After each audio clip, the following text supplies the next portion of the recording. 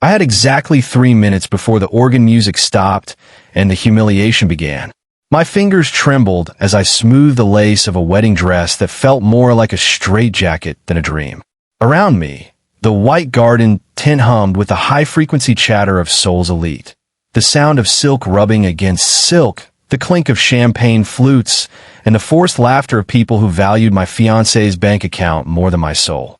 Outside, a summer rain began to pelt against the canvas roof. But in here, the air was thick, heavy, and suffocating. I approached the altar like I was walking toward my own firing squad. Moon Tae-sung sat in the shadow of the back row, his presence cutting through the flowery decorations like a blade. He looked like he had been forged from iron. Sharp jawline, dark hair perfectly styled, and a navy suit that cost more than the small diner where I had worked double shifts for 4 years. His hand rested on the back of the white chair, fingers drumming a slow, dangerous rhythm.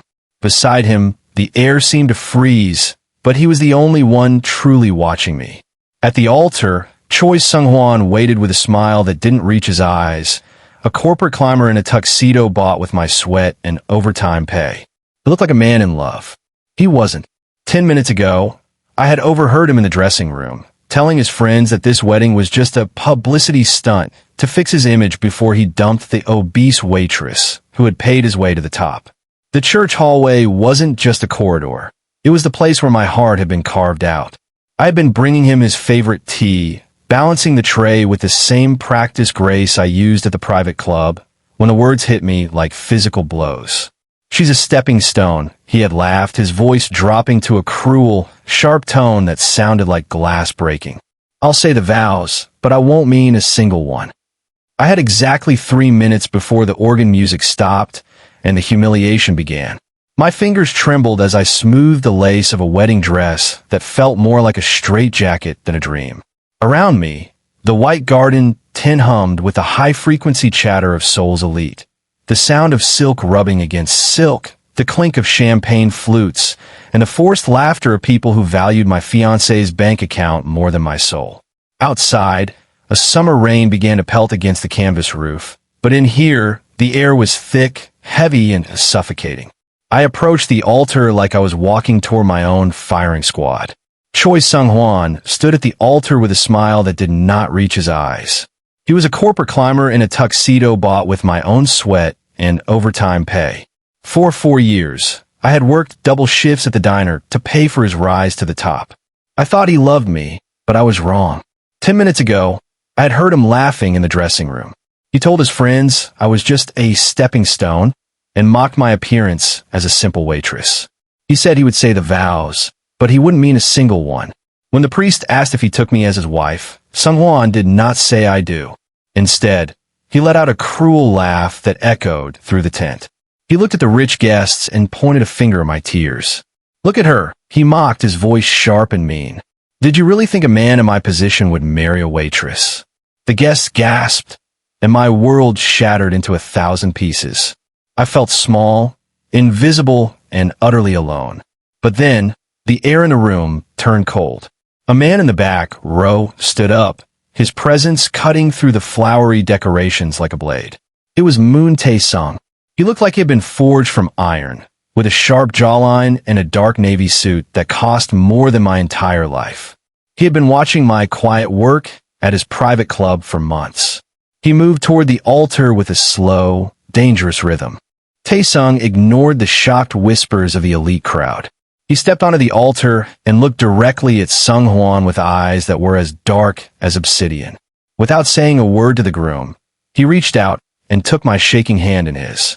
His grip was warm and steady, a sharp contrast to the cold betrayal I had just felt. "The lady deserves a real man," Tae-sung said, his voice deep and commanding. He looked at the priest, then back at me with a steady gaze. "If the groom refuses, then I will." A heavy silence fell over the tent as the most feared man in the city claimed a broken waitress in front of everyone who had just laughed at her. My heart drummed a new, terrifying rhythm against my ribs. I didn't know where he was taking me, but for the first time in years, I wasn't invisible anymore. The world outside the wedding tent was a blur of gray rain and flashing lights. Moon Taesung did not wait for the shocked guests to find their voices. He kept his warm, steady hand locked around mine as he led me toward a line of waiting black cars. His men moved like shadows, clearing a path through the mud and the whispers. I felt the heavy lace of my wedding dress dragging on the wet ground, but I was too numb to care.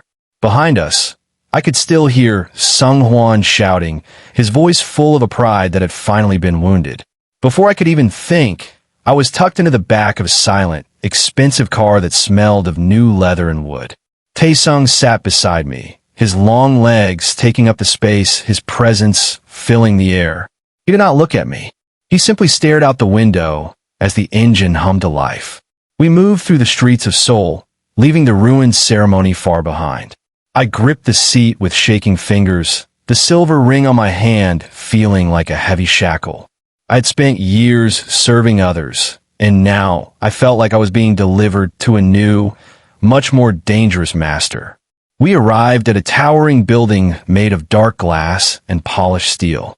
Armed guards stood at the entrance, bowing low as Taesung walked past them. The elevator ride was silent and fast, shooting us up to the very top floor.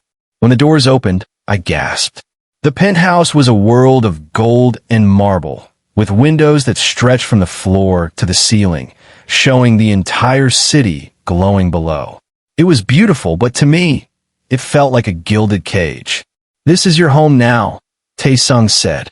His voice was deep and calm, but it carried the weight of a command. I looked at the heavy steel door that clicked shut behind us.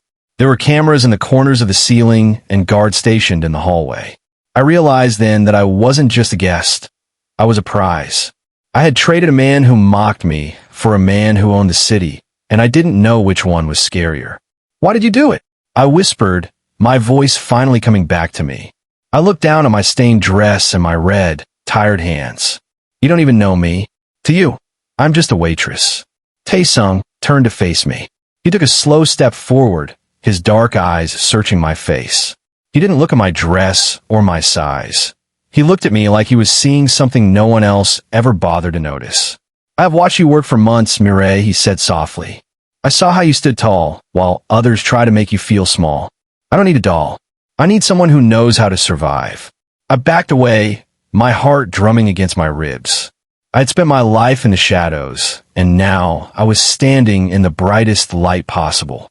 Taesung was a man of blood and power, and I was just a girl who knew how to carry a tray. I looked at the vast, empty penthouse and felt a new kind of terror. I was safe from Sung Hwan, but I was now part of a world where one wrong move could cost me everything. The silence of the penthouse was heavy, filled only by the distant hum of the city far below. I stood near the marble kitchen island, still wearing the torn lace that felt like a lie. Taesung moved to a small cabinet and poured a glass of water, his movements as smooth as a predator in the dark. He didn't look like a man who had just stolen a bride. He looked like a man who had finally collected a debt. "You think I chose you because of a whim, Mireille?" he asked, handing me the glass. His eyes were dark and steady. "I don't make mistakes, and I don't do things without a reason." I took the water, my hands still shaking so much that the ice clinked against the glass. "I don't understand," I whispered. "I was just a waitress at the Moon Club. I stayed in the kitchen. I cleaned the spills. I was nobody." Taesung leaned against the counter, crossing his arms. A small, knowing smile touched his lips, but it wasn't a kind smile. It was the smile of a man who saw everything. "That is exactly why I was watching you," he said. "In my world, everyone tries to be loud. They wear gold to show power. They shout to show strength. But you were invisible." He stepped closer, and I felt the air grow warm. "For months, I watched you work those double shifts. I saw the way the rich customers looked through you as if you were part of the furniture. I saw them knock trays out of your hands and mock your tired eyes. Most people would have broken. They would have cried or quit." He reached out, his thumb gently brushing over the rough calluses on my palm. "The marks of a life spent carrying heavy burdens for others. But you just picked up the broken glass and kept going. You have a strength that most of my men will never understand. You know how to survive in a world that wants to crush you." I looked down at my hands. I'd always been ashamed of them. I thought they were just the hands of a servant. But the way Taesung spoke made them feel like weapons. He didn't see a girl who was lesser than. He saw a survivor who had been forged in the fire of the service industry. "The man you're going to marry is a coward," Taesung said, his voice dropping to a low growl. "He wanted you to stay small so he could feel big. I don't want a shadow, Mireille. I want that invisible fire I saw in the club. I'm going to give you a throne, and in return, I want you to show this city that the girl they ignored is the most dangerous person in the room." I stared at him, my heart drumming a fast, terrifying rhythm. For the first time, I realized that Taesung didn't want to save me. He wanted to change me. He saw a queen hidden under the apron, and he was ready to burn the world down just to let her out. The morning sun hit the glass walls of the penthouse, making the marble floors glow like ice. I stood in the center of the giant living room, still feeling like a stranger in my own skin. Taesung had been gone since dawn, leaving me with nothing but the city view and my own thoughts. The silence was broken by the sharp sound of the elevator chime. The doors opened, and a team of people stepped out, moving with a fast, professional energy. There were women carrying long garment bags, and men holding leather cases full of mysterious tools. "It is time to begin," a woman said, her voice crisp and no nonsense. She looked at my messy hair and the way I held my shoulders hunched over. She didn't look at me with pity, but like I was a difficult project that needed her full attention. For the next 5 hours, I was no longer a person. I was a canvas. They scrubbed the kitchen grease from my skin until it felt raw. They brushed my hair until my scalp ached, and they applied colors to my face that made my eyes look sharp and dangerous. I struggled as they pulled me into a dress made of black velvet that felt as heavy as armor. Every time I tried to slouch or hide my hands, a tutor would tap my shoulder with a silver rod, forcing me to stand tall. "You are not a doll to be dressed up," the lead tutor told me, her eyes meeting mine in the mirror. "A doll is soft. A doll is quiet. Master Taesung wants an Iron Queen. You must learn to carry your weight like it is your power, not your shame."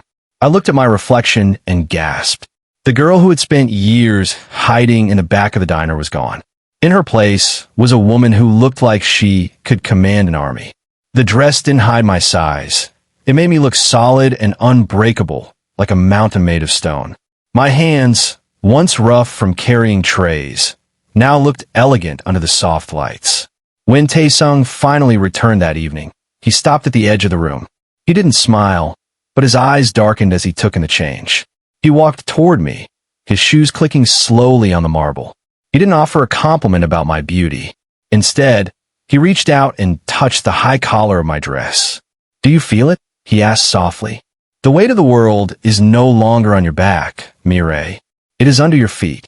I looked into his eyes and realized that he wasn't trying to make me pretty for his friends. He was building a shield around me. He was giving me the tools to fight back against everyone who had ever called me just a waitress. I realized then that being his Iron Queen would be harder than any shift I had ever worked, but for the first time in my life, I wanted to see exactly how much space I could take up. The transformation was not just about the black velvet dress or the sharp way I now held my head. It was about power, and Taesung was ready to show me exactly how it worked. He sat at his desk, the city lights reflecting in his dark eyes, and slid a thick folder across the polished wood toward me. "Sung-hwan believes he has climbed to the top because he is smart," Taesung said, his voice as cold as the marble floors. "He thinks he can mock you and then go back to his comfortable office as if nothing happened. He is wrong." I opened the folder. Inside were documents for a corporate takeover of the very company where Sung-hwan worked as a rising executive. I saw the numbers and the legal stamps, but one page made my breath catch. Taesung had used his vast wealth to buy out the investors, and he had placed my name on the title as the majority shareholder. I wasn't just a guest in a penthouse anymore. I was the owner of the world Sung-hwan had sacrificed my happiness to join. "Tomorrow morning, there's a board meeting," Taesung continued, standing up and walking toward the window. "Sung-hwan will be there to present his new project. He expects to be promoted. Instead, he will find out that the woman he called just a waitress is now his boss." I felt a spark of that invisible fire Taesung had talked about.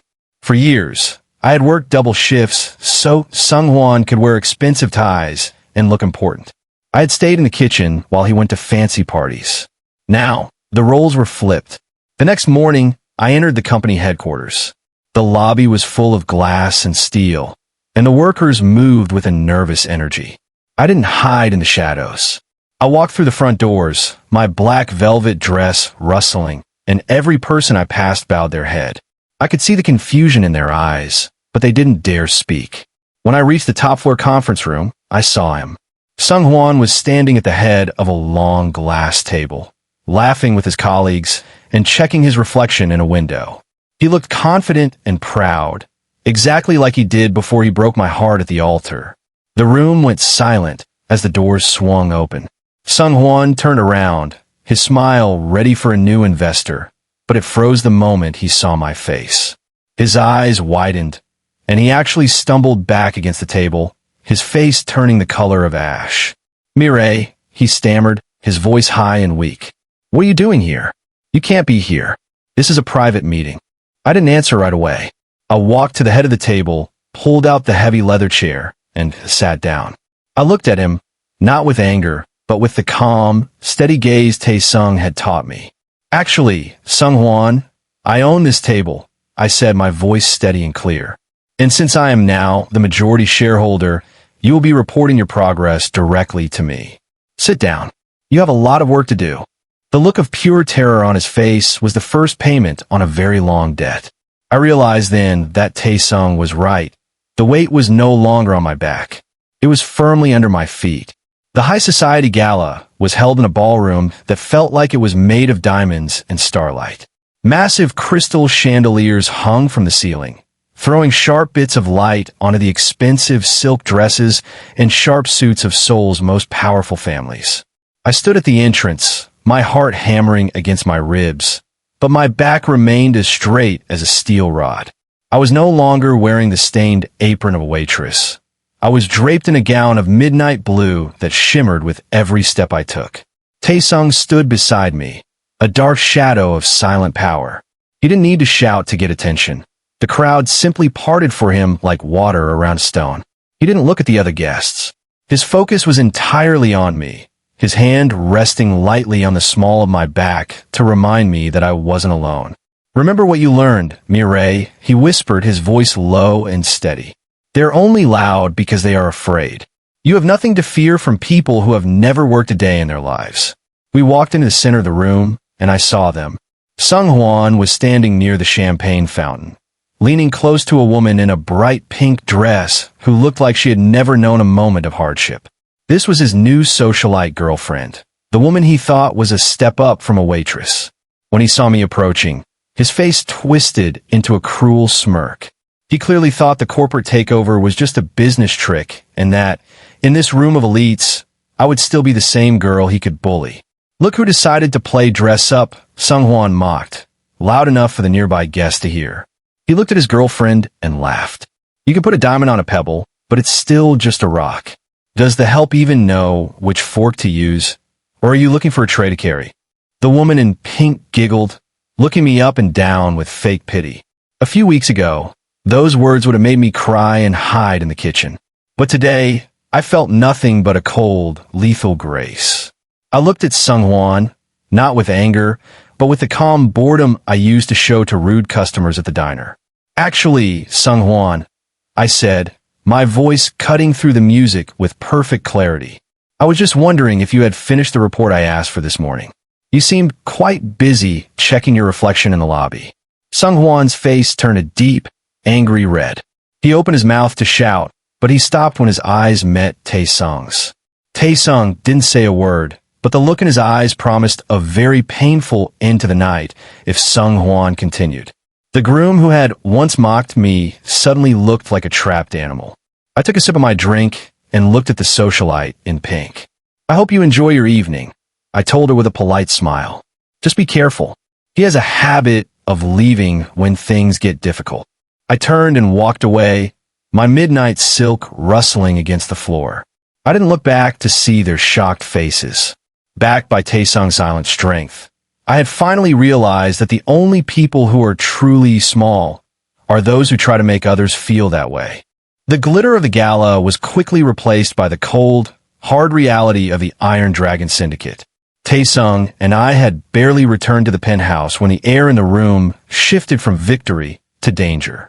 The security monitors, which usually showed the quiet hallways, suddenly flickered with shadows of men moving in the darkness. Rivals within the Mafia had been waiting for a moment of weakness, and they had found it in me. They believed that Taesung's choice to marry a low-status waitress meant he had lost his edge and was no longer fit to lead the bloodline. A sudden explosion rocked the building, shattering the beautiful glass windows that overlooked the city.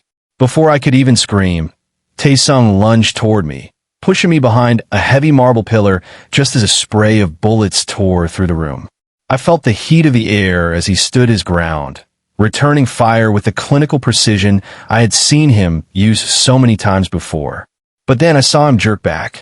A dark stain began to spread across the shoulder of his charcoal suit, and he slumped against the pillar, his face turning a terrifying shade of gray. "Fifum!" I cried out, my hands reaching for him. I saw his dark eyes struggle to stay focused, the Iron Boss finally showing a crack in his armor. "Stay down, Mireille," he wheezed, his grip on his gun weakening. "They're coming for the throne."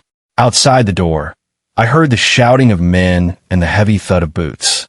The guards Taesung trusted were being overwhelmed by the conspirators who wanted to end his reign. For a second, I felt like that invisible waitress again, the one who wanted to hide in the kitchen and wait for the nightmare to end. But then I looked at Taesung's bleeding wound and remembered the Iron Queen he had built me to be. I realized that if I did nothing, the man who saw my worth when no one else did would die. I reached into the hidden compartment of the marble table where Taesung kept his backup weapons. My fingers, once rough from carrying diner trays, now felt steady and sure as I gripped the cold metal of a handgun. I stood up, no longer slouching or hiding my face. The weight of the world was firmly under my feet, and I was ready to use it. "Close your eyes and breathe," I told Taesung, mirroring the calm, steady tone he had used with me. I stepped out from behind the pillar, facing the door as the first wave of attackers burst through. They expected to find a dying boss and a crying girl, but instead, they found a woman who knew exactly how to survive in a world that wanted to crush her. I raised the weapon, my posture perfect and my gaze like obsidian, and for the first time in my life, I took complete charge of the room. The high-ceiling penthouse was a battlefield of shattered glass and red emergency lights. Taesung lay against the marble pillar, his breathing heavy and uneven. The dark stain on his suit was a constant reminder that the time for hiding was over. Outside the heavy doors, the shouting grew louder, and I could hear the distinct sound of the service elevator being forced open. In that moment, a strange calm washed over me. It was the same cold focus I used to feel during a Friday night rush at the diner. When 10 orders were backing up, the coffee machine was breaking, and customers were screaming for their checks. Back then, I was the only thing standing between the kitchen and total chaos. Now, the stakes were life and death, but the feeling was exactly the same. I reached for the tactical radio on Taesung's belt. My voice didn't shake as I keyed the channel. "This is Mireille," I said, my tone as crisp and clear as if I were calling out an order for pancakes. "The boss is down, but he is alive. I am taking command of the defense." There was a split second of silence on the other end. The guard were used to born Mafia princesses who screamed and ran at the sight of blood. They weren't used to a woman who had survived the service industry. "Team Alpha, move to the north service entrance," I commanded, watching the security monitors that flickered through the smoke. "They're trying to funnel you into the lobby. Don't take the bait." Team Beta, seal the ventilation shafts and move to the panic room's back exit. I wasn't just guessing. I had spent months as a waitress observing how people moved through rooms and where they looked when they thought no one was watching. I knew the blind spots of this building better than the men who had built it. As the first group of attackers burst through the main doors, I didn't panic. I used the heavy marble island as a shield, just like I used to use the kitchen counter to block out a crowded dining room. I coordinated the guards over the radio, moving them like pieces on a chessboard. I directed them to use the shadows and the narrow hallways to trap the intruders. "Now," I whispered into the radio. On my signal, The lights in the hallway went out, and the specialized security teams moved in. Within minutes, the sounds of fighting began to fade, replaced by the quiet clicking of handcuffs. I didn't stop until the lead guard confirmed the floor was clear. I stood in the middle of the ruined living room, the handgun still steady in my grip, looking every bit the Iron Queen Tae-sung had promised I would become.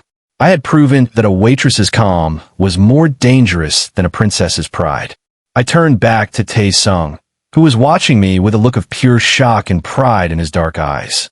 The Iron Boss was wounded, but his syndicate was safe, and for the first time, everyone in this building knew exactly who I was.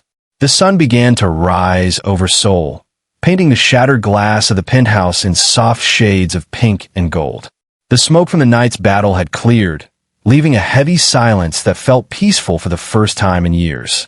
Tae-sung sat on a velvet chair, his shoulder bandaged and his face pale, but his eyes were full of a light I had never seen before.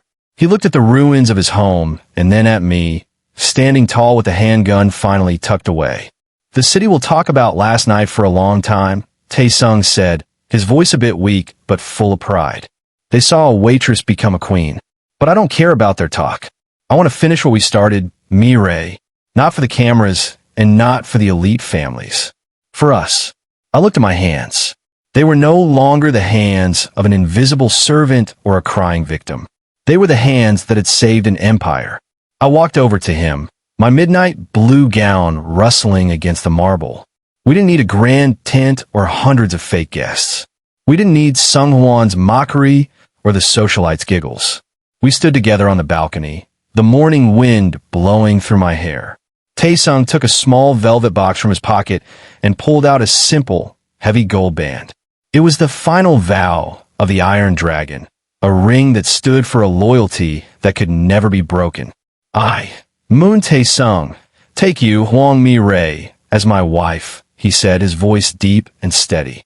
"I offer you my life, my sword, and my throne. I see you, and I will always stand beside you."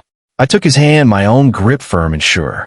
"I, Hwang Mi-rae, take you as my husband," I replied, my voice echoing over the city. "I'm no longer the girl who hides in the kitchen. I'm a fire that protects this house. I see your scars, and I choose to walk beside you." As we exchanged the rings, I realized that my old life was truly gone. The sore feet from double shifts and the shame of being too much had been replaced by a power I had earned myself.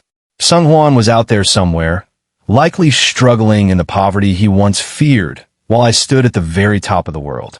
Tae-sung leaned in and kissed me, a promise that the weight of the world would always be firmly under our feet. I was no longer a waitress or a victim.